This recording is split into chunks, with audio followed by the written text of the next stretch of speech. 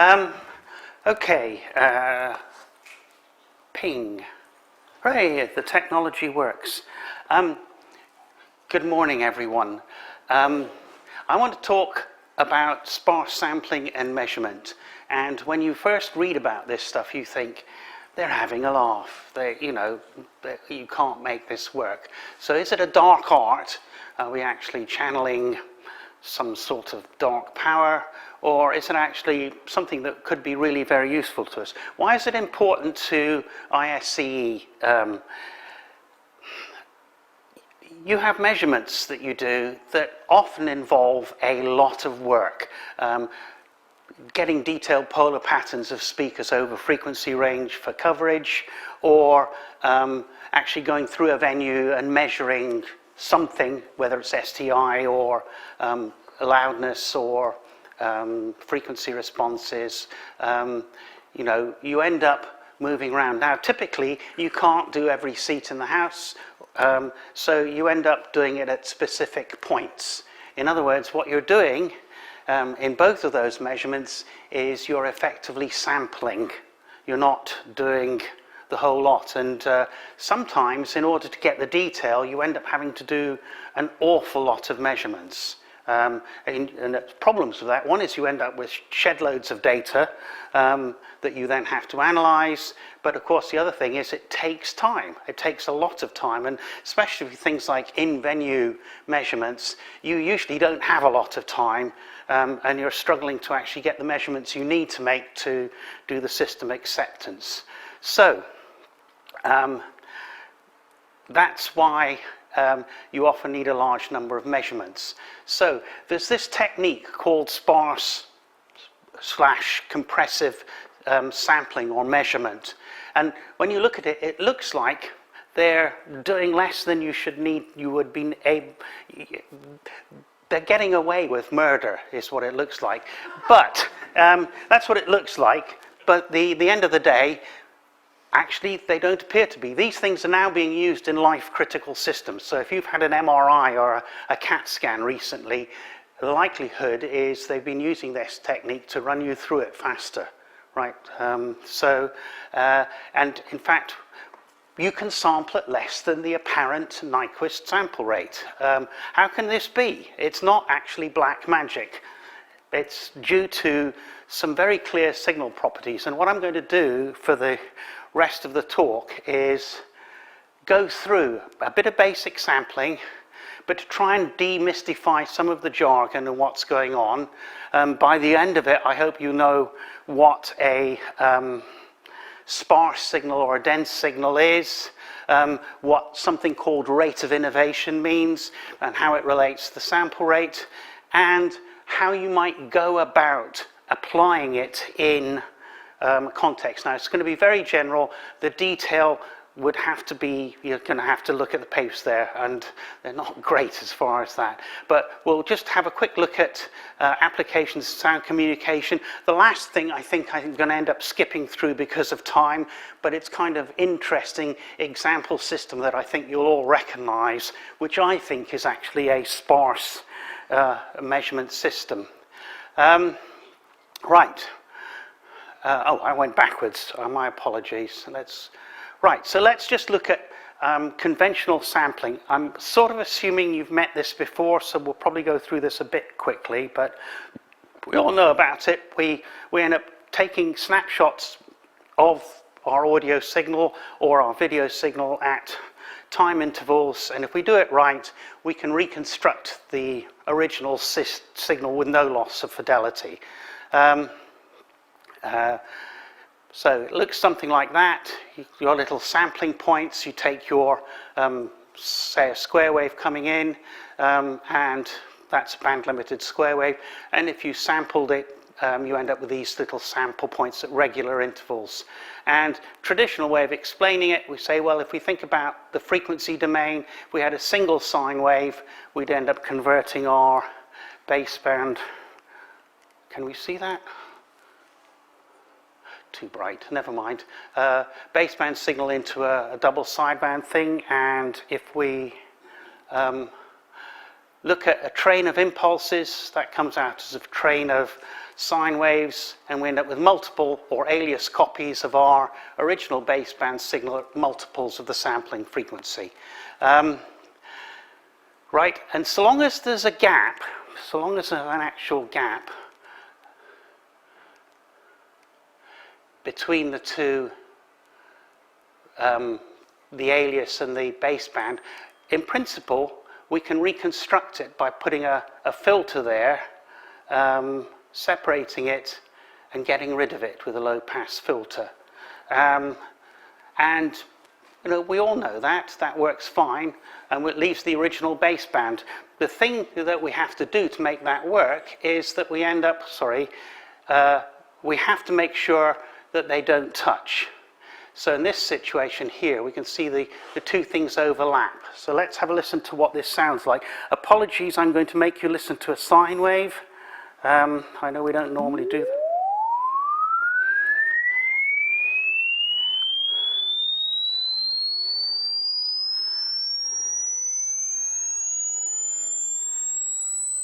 Okay, I'm old, I can't hear it anymore. Some of the younger people probably still can. No. Now, right, that was the signal. This is what it sounds like when it's alien, when you don't sample it fast enough.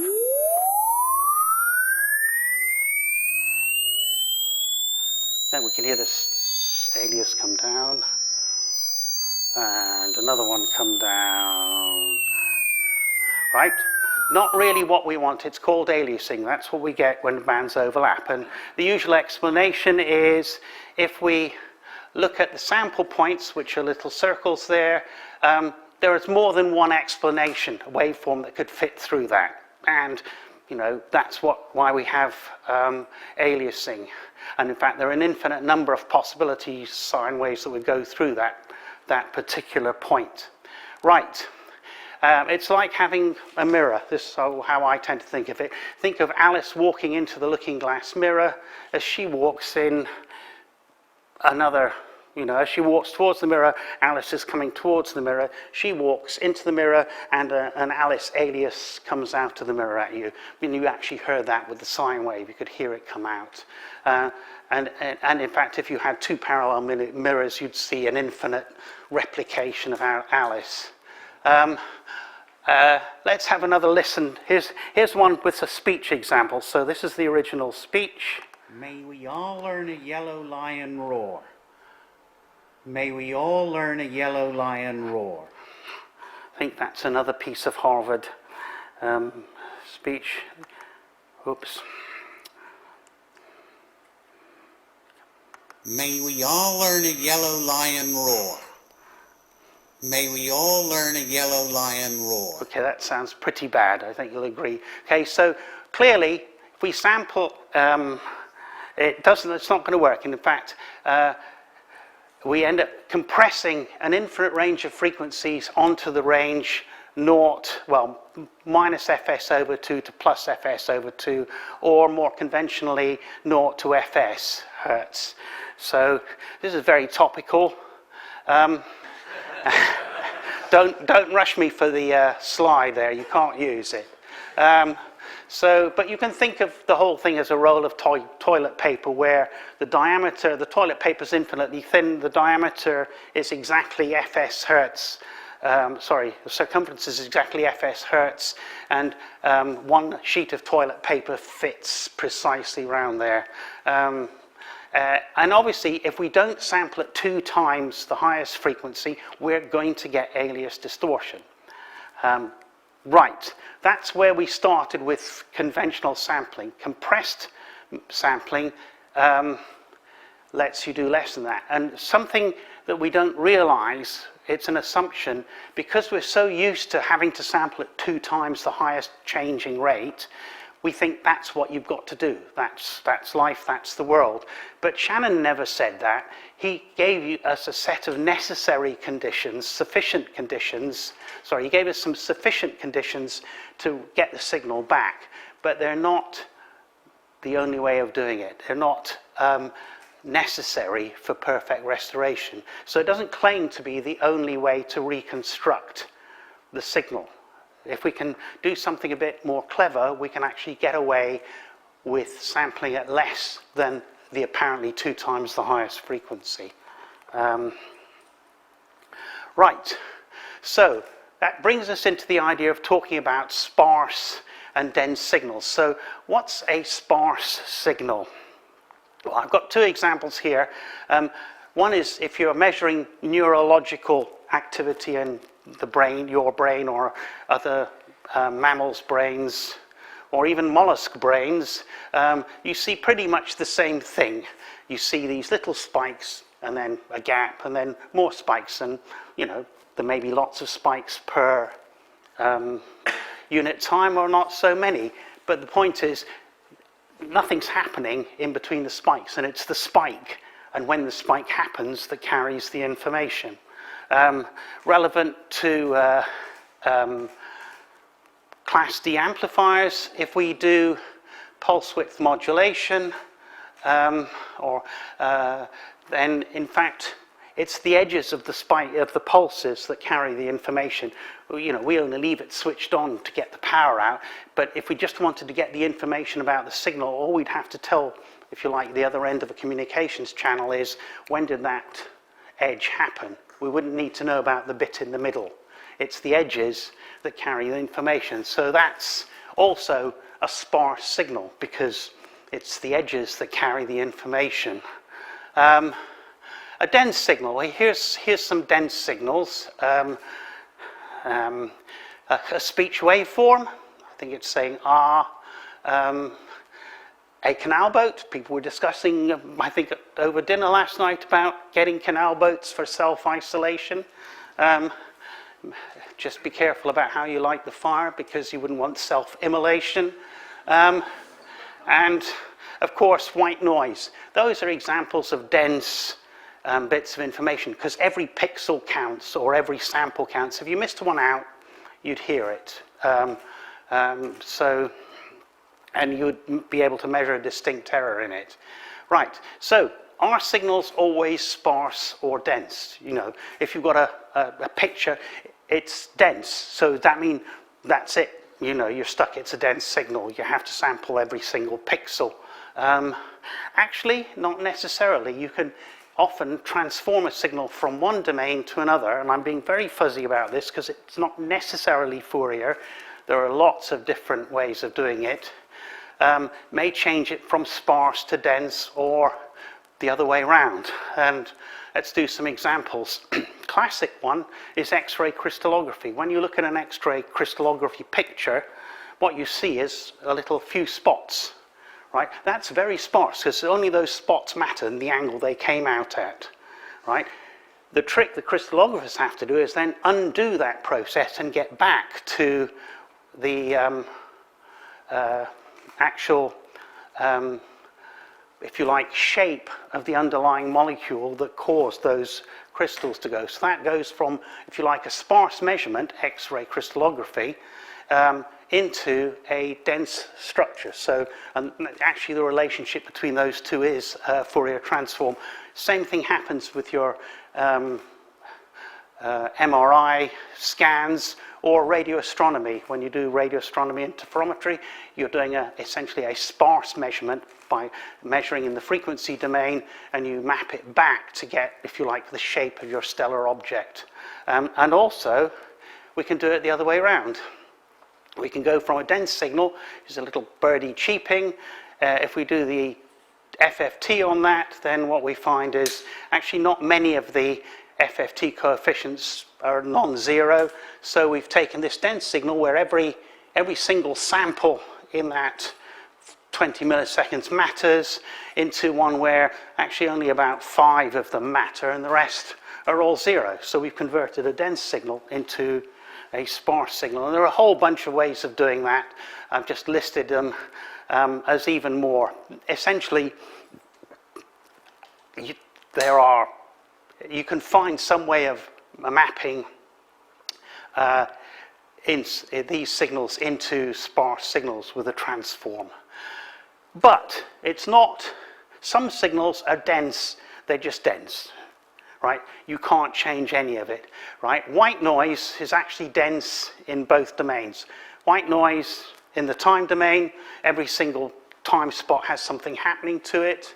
White noise in the frequency domain, every single frequency point is got something doing it. So white noise is an example of a signal that's dense in both domains. There's nothing we can do about white noise. It's never going to be sparse. So what makes a signal sparse or dense?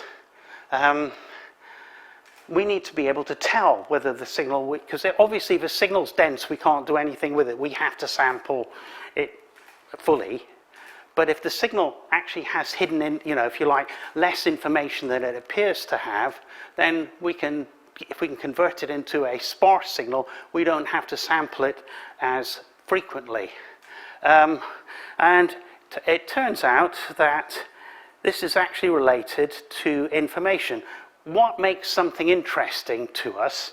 A sine wave, right? None of you have ever gone home to listen to a sine wave. I'm not going to use the same joke I used last time. I realized I used that. But no, we don't listen to sine waves. We listen to things that have variation and change. So change matters. And here's a little interesting example.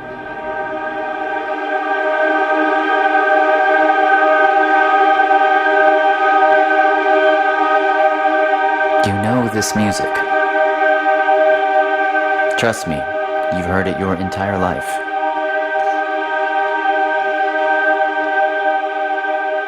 The reason you can't recognize it now is because the composer, born in 1770, intended for this moment, the one you're hearing, to last 2 seconds.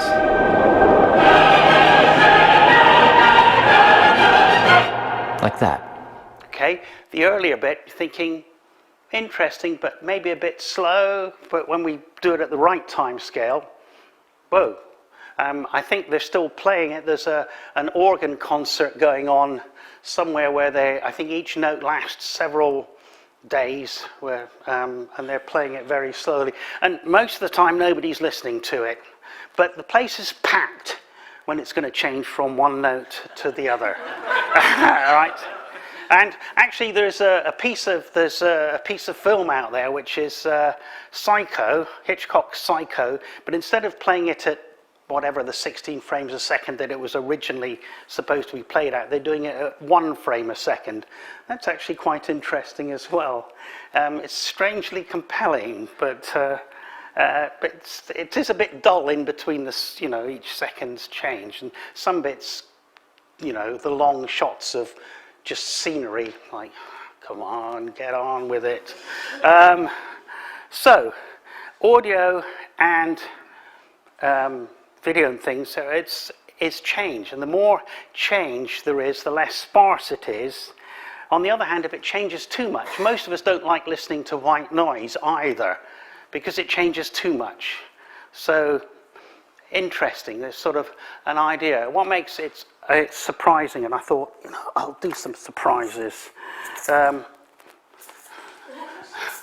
Right.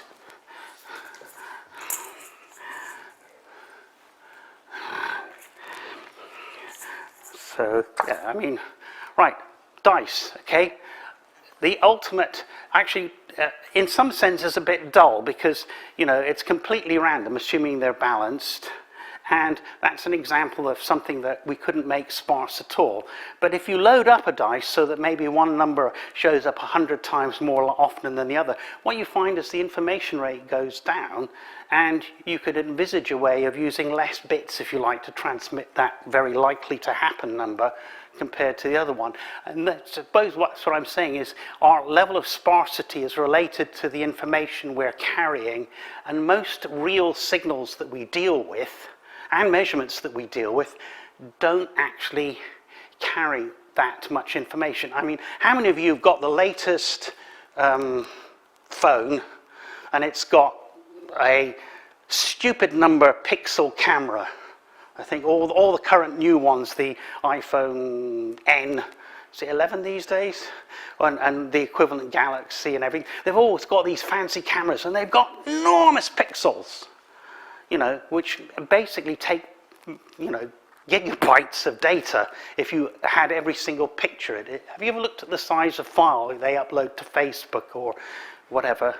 It's usually about 1.4 megabits, something like that. Doesn't matter how big the camera is, you know, the picture that comes out is about 1.4 megabits. And actually it looks pretty good. You know, it works really quite well. So obviously the amount of real information in that signal is not the same as the number of pixels. In other words, you know, although we have to sample the camera aperture with a number of pixels to get the resolution, the actual information that we're capturing isn't as much as you think it would be. So, jargon term here, what we're interested in then when we look at measurements is not, if you like, the number of measurements or the number of pixels or the number of samples, it's how much surprise there is in those samples. So if you are measuring 50 hertz in a room like this, then actually you would find a sound level that varied through the room, but it wouldn't vary that much over space.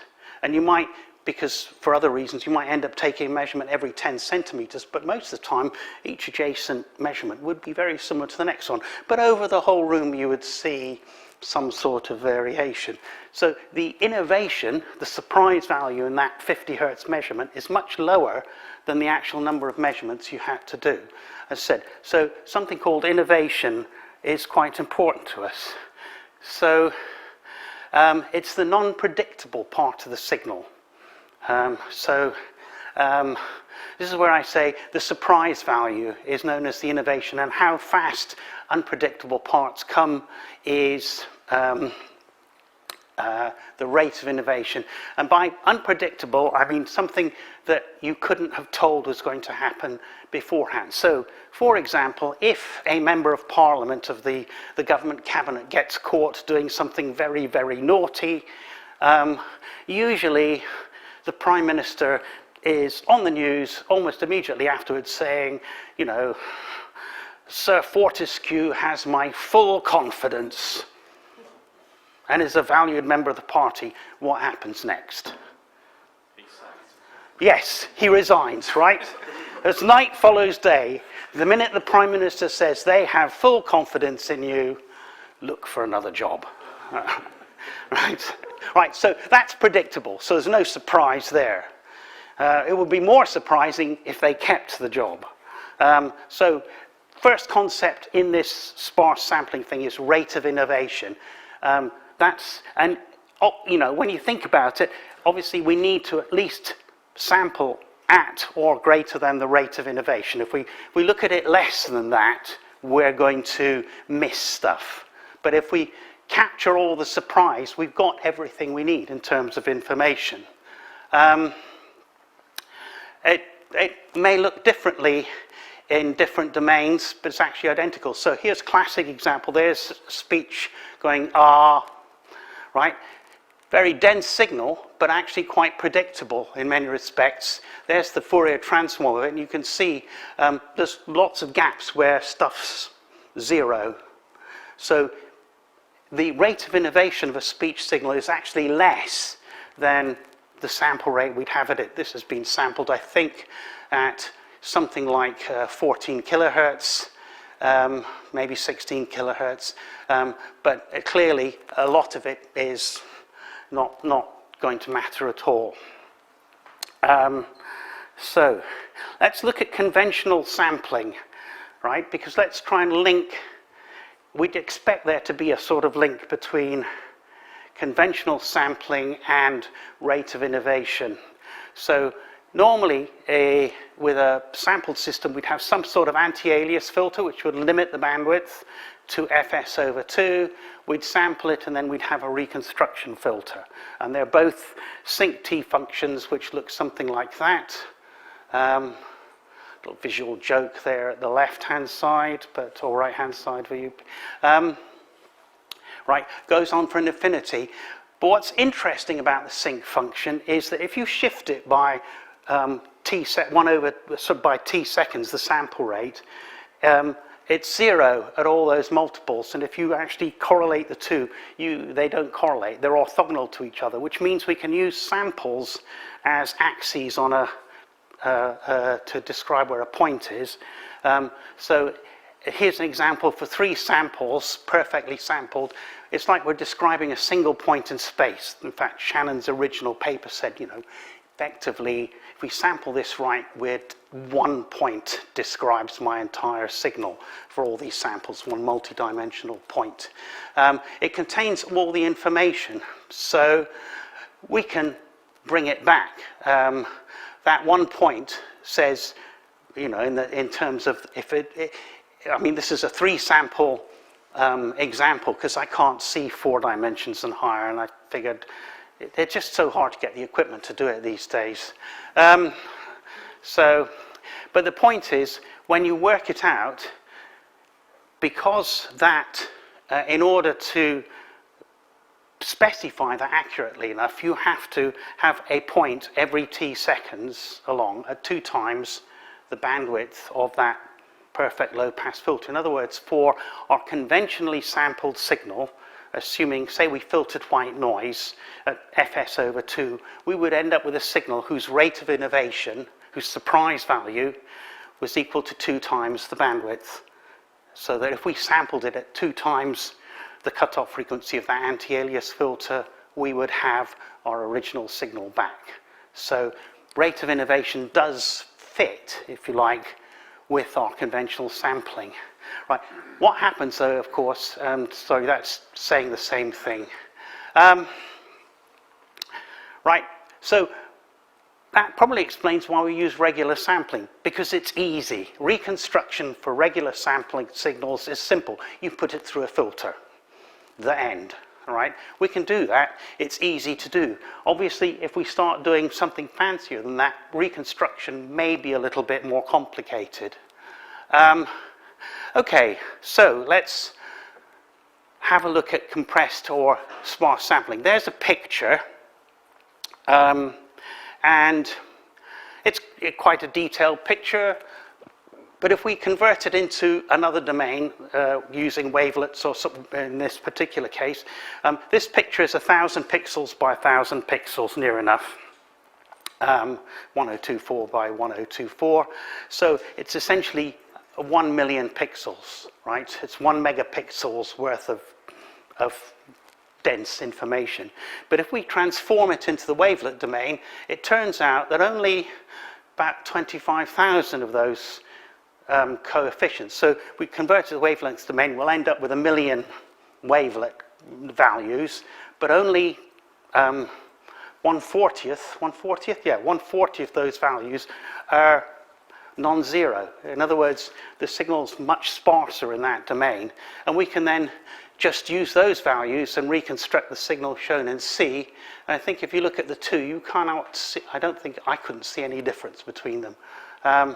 Right, so in principle, I didn't need to look at 1 million pixels to capture all the information in that picture. What I needed to do was to work out, look at 25,000 pixels. If, in principle, the information in that signal is 25,000 pixels worth of information, not 1 million pixels worth of information.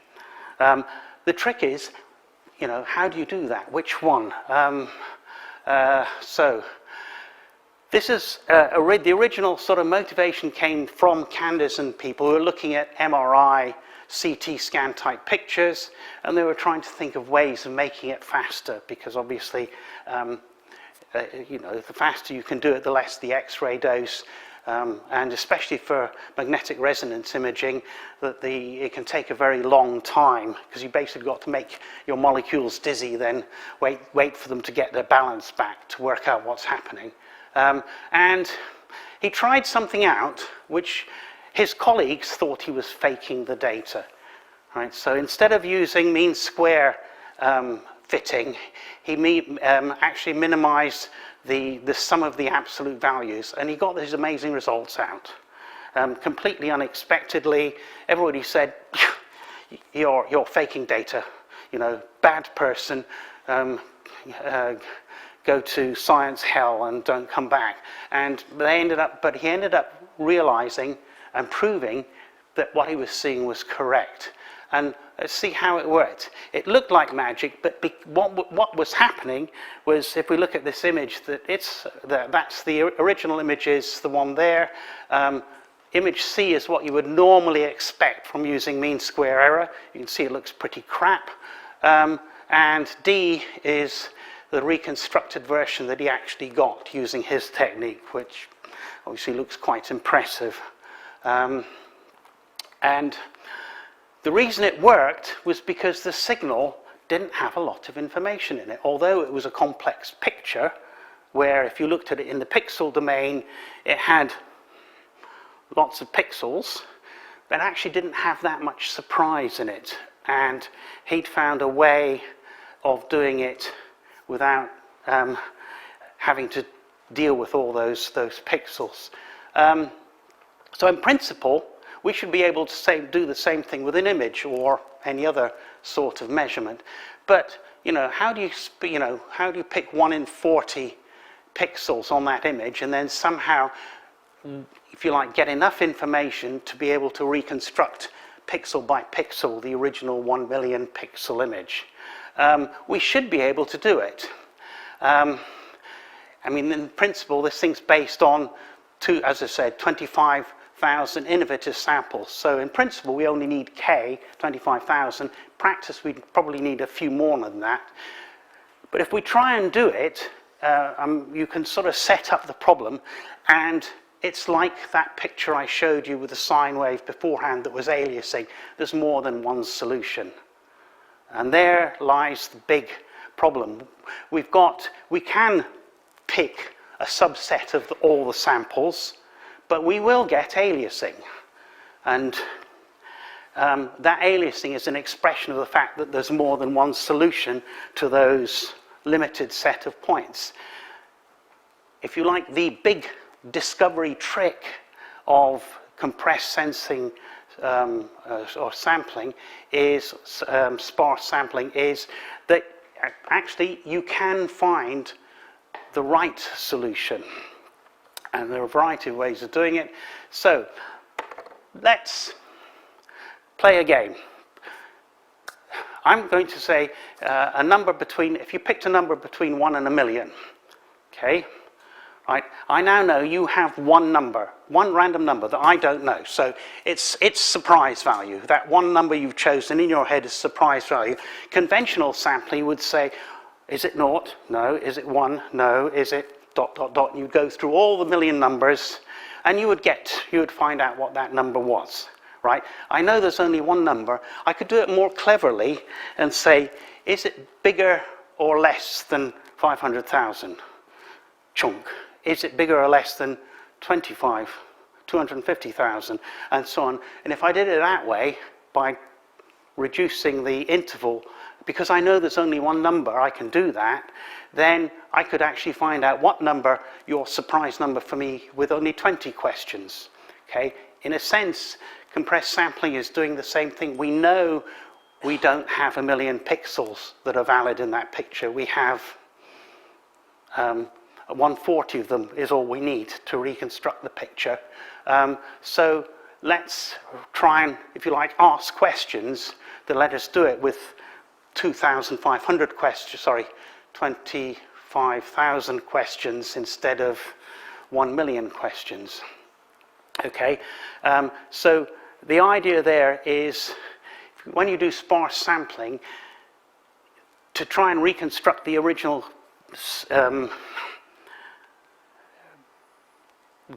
signal, picture, whatever, you try and find out the solution that has the maximum sparsity, the one that's expressible in the minimum number of coefficients in the sparse domain. And how might one go about doing that? Well, as I say, it's all about the basis. What you have here is, if you like, you've made a set of measurements, dense domain measurements, a small subset of them. You've got, in the sparse domain, which, say, in the picture value would be our wavelet coefficients, you've got 1 million possibilities. But you're going to say, I'm going to try and find a solution of values in my sparse domain that matches what I measured, but I'm going to do it with, if you like, find the minimum number of non-zero values in the sparse domain that explain my measurements. That's essentially the principle behind it. And if you do that, you have a fairly good chance of having the original signal reconstructed, assuming you made enough measurements in the first place. So clearly, the one key decision you have to make is what maps your measurements into the sparse domain. I mean, one mapping is the Fourier transform. All right? If we're dealing with a problem that you can say, you know it's sine waves, you know you've got fairly slowly varying stuff, you can say, okay, what frequencies are in my signal and how many of those, so I measure my dense signal, pick up some samples, and then so we say we've got a few sine waves. I sample that sum of few sine waves in the time domain. I then go through all the possible frequencies that the Fourier transform could have for the size of signal I'm looking at. So say I had 1 million samples of sine wave, and I selected a few of them to measure. I would then sit down and say, what set of the 1 million possible frequencies that I could have had given that set of time series data would give me the best match to my subset limited number of measurements. And so long as I had more measurements than innovation in that signal, I would have a good chance of picking up. We'll talk about how you maximize that chance in a minute. Right? Now, there's actually a name for the number of non-zero values in X. It's known as the L0 norm, which isn't very helpful. So let's talk about norms. Norms are the measures of differences between things. So here's an example of what we're all quite familiar with: curve fitting, least squares fitting. That's mean square error. Talk about that all the time. That's the L2 norm, the squared norm. That's what we normally use when we compare things in signals. And if you do it for two different variables, you get this nice parabolic sort of shape. And of course, it's got one nice minimum. It's easy to optimize, etc. If we try and apply mean square error to our find the best sparse match, it doesn't work, because we get something like that. We'll get something that has lots of undulations, has multiple minimums, so it doesn't work. So we can't use mean square error, which is what people had been doing before Candice. So the trouble with the L1 norm, I've got a visual demonstration for this. The L0 norm is, actually it's probably sparse and dense, all right? So, all right, here's two sparse samples. I have no, if I'm somewhere in between these two things, I have no idea where they are. How on earth do I find this and this? Right? It's a very contrived example, but I was going to make a gin and tonic somehow. And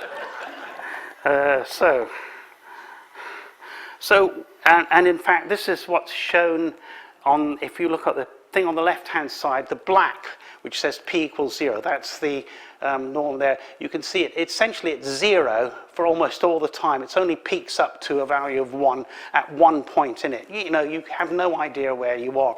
So it's quite difficult to use. The mean square error is the green line in the graph on the left. And the problem with that is that gives you a nice circle, and you have no idea where you are again, because you move away, you get the same distance measure and things like that, and you get these multiple minima.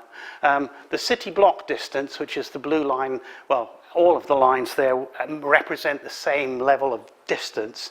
Actually, ends up being a funny shape. It ends up in 2 dimensions, in 3 dimensions, it ends up being this sort of shape. And strangely enough, because of the points, it's useful.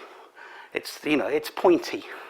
And what Candace found and proved was that you could make that absolute value, sum of absolute values, was equivalent to using the L0 value, but the difference is you could use a programming algorithm on this that you couldn't use on the correct one. In fact, you can use something called simplex, the simplex optimization algorithm. And the reason is, it doesn't look like it in 3 dimensions, it's just a little bit pointy.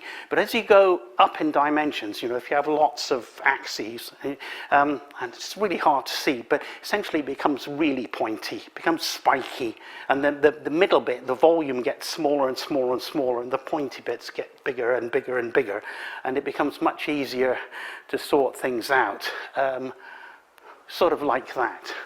It looks like a pointy puffer fish or a hedgehog fish. I think the one on the right's a hedgehog fish. I didn't know there was a hedgehog fish, but apparently there is. I don't think you should stroke it, though. I think they both have lethal poisons in them. The center gets very, very small. Right. Okay. So, let me actually have a sip of this first. Take for time, 40. Oh, God, that was good.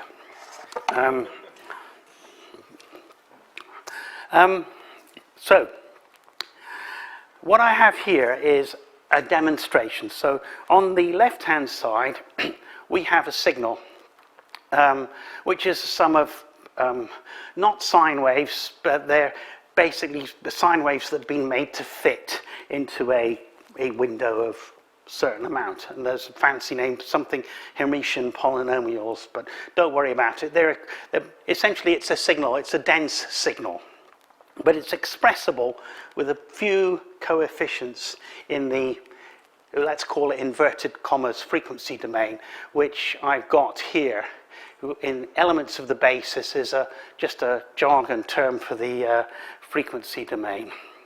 What I'm going to do is I'll just play it, and you can see it, and see what happens, and then we might go through it a little bit more slowly because it illustrates some important points. Where is it? There we are. So that's sampling, sparsely sampling it, putting in one wave, next frequency, next frequency, next frequency, next frequency, next frequency. Oh, right, sorry. Didn't quite stop it in time. Okay, so I'll play it again, but I'm going to start and stop it. So the first thing we do is we sample the signal, and you can see we're not sampling at every possible sample point, we're subsampling the signal.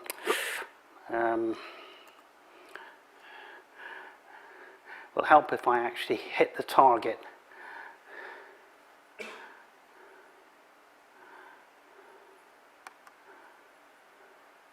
Right, so just pause it there. 2 points here. First point is we've subsampled the signal. We're not sampling at all possible points. You will notice as well, and this is actually quite important, is those are not at regular points. It's sort of random-ish in time, and we'll come back to that later because that's quite important in terms of making this whole method work. As we add coefficients in, the yellow line gets a better and better match to the original signal. Okay? And the important thing here is we haven't done it by using all of the signal and transferring it over and finding out which coefficients matter. We've done it by sampling a few points in the original signal and then working out which coefficients provide the best explanation. That's the power of the compressed measurement sampling thing. In fact, this is a very good method because you can iteratively improve things, and it works well when you have noisy measurements, which, let's face it, is what most of us have when we do our speaker measurement, environment measurement, thing. Right, so let's talk a little bit about random sampling. If I used a regular, just sampled at every 8th sample or something like that, I've got the chance of having a correlation between my subsampling grid and other components. In other words, I'm basically giving myself correlated aliasing components because of the regularity of when I sample it. If I randomly sample it, then I still have, if you like, possible solutions mapped into my solution domain, but instead of all being correlated and adding in a possibly constructive manner and causing problems, I can have something that looks better. And this is an example here. So the top bit is, top left-hand corner is it's 3 sine waves added together to give us this sort of modulated signal you can see there. And I'm going to sample it 2 possible K spaces, again, in equivalent to frequency domain. I'm going to either sample it regularly, I think it is every 8th sample, or same number of samples but randomly allocated. Right. If I look at the equivalent frequency response of those sample values, the regular sampling, you'll note, has very distinct, very large alias components, right? We can't actually unwind that. That's actually going to give us a problem. Whereas if I randomly sample it, I still get the other possible solutions coming out, but you'll notice they're now spread over the whole domain and more random. And because of that, I can then pick out likely candidates for this solution, in this case, those 2 peaks, and try those. Once I've got those, I can actually subtract them from the solution, and it turns out we can then, the bit of work, you can't quite see it there, but iteratively I can then pick this one out. But the important thing is that it's vital that we don't have a regular sampling grid when we try to do this sort of thing, which again is counterintuitive because it's, I think when we try and measure, a number of times I've seen acoustic measurements which are clearly quite subsampled, where, we've just done it on a grid, because you do it with a tape measure, draw out your squares, have a microphone there, a microphone there, a microphone there. It's a regular grid. That's probably not the best way to do that problem. You probably would have been better to have had a more random position. So the less correlated the sampled signal is, the better. And one can iteratively improve things. So, recipe for compressed space sampling. 1, you've got to have a signal that's sparse to sample. Most of what we do is sparse, right? Loudspeaker polar patterns aren't, they may have lots of wiggles on them, but they're actually not that complicated, really, if you look at them in the right domain. And that's the other point. We need a domain in which they are sparse, and that we can, if you like, convert our measurements to have the sparse values. 2, incoherence. When we sample our measurements, we shouldn't have regular sampling intervals or positions. We should have random, incoherent sampling positions. Instead of a simple filter, what we end up having is a non-linear process, simplex minimization, or this matching pursuit type thing. And even if we could express all of the data with only K values in theory, in practice, we actually need M bigger than K measurement. We need a number of measurements that are bigger than the minimum. Right, so that would be the compressed sampling process, rate of innovation. You can enforce a rate of innovation because it might be physically related. It usually is. For you know, if we think of our conventional sampling as if you like, one end of compressed sampling where we sample at 2 times the bandwidth, then the filter, the anti-alias filter, is our rate limiter. We have some sort of random sampler. It's not sampling at regular intervals. And instead of having a filter to reconstruct our signal, we have a nonlinear optimization process. But hey, computer power is cheap these days. It's not something that's hard to do. And as I said, applications, so loudspeaker polar patterns, one could use surface spherical harmonics as the basis function, and random angle sampling. For coverage maps, we could, again, have random positions within a room, measure our complex impulse responses, you know, so we have phase and magnitude. And in principle, we should be able to recover a much more accurate map. I'm going to skip through the next bit. We can go back to in questions if you want. I think the ear is actually an example of a naturally evolved sparse sampling system, which might explain why it's so good, but we'll stop there. Thank you.